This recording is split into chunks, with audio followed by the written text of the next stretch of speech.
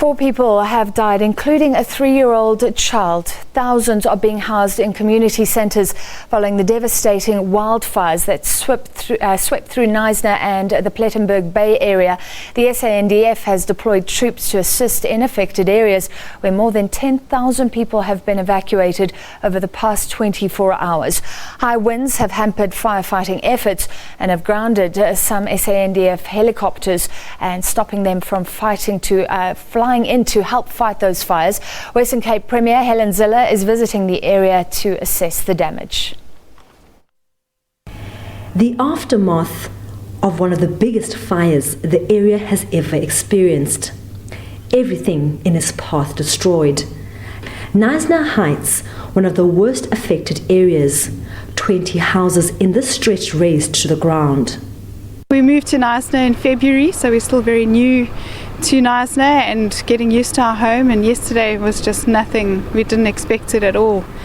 When we left our house, we were running down the driveway and there were embers. It looked like a volcano was going to erupt, and the flames were right here, and we said goodbye and said a prayer and gave it all up to God, and we came back.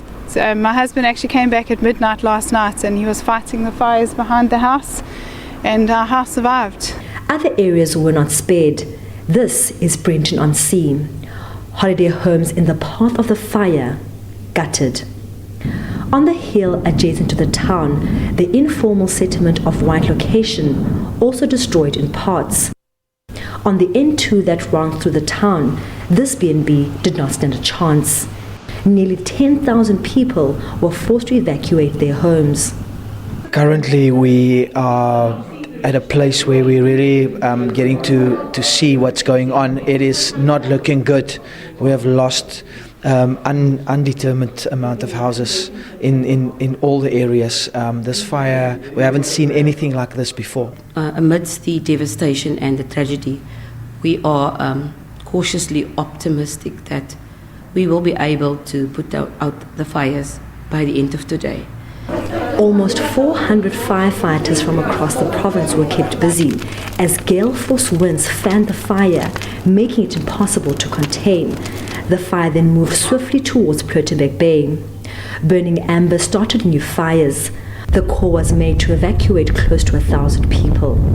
After they realized the seriousness of the matter, they had no option, and so it was actually quite well controlled, where the NSI got involved, the BT municipalities, fire teams, the traffic department, and everybody was basically cooperating to get the evacuation process on the go. 6 refugee centres have been set up in the Knysna area for those who have been displaced. The numbers are growing by the hour. Donations are also pouring in from Port Elizabeth and Cape Town, as well as other areas. Emergency services continue to monitor the fire closely. Lerato Tipa, SABC News, Garden Route.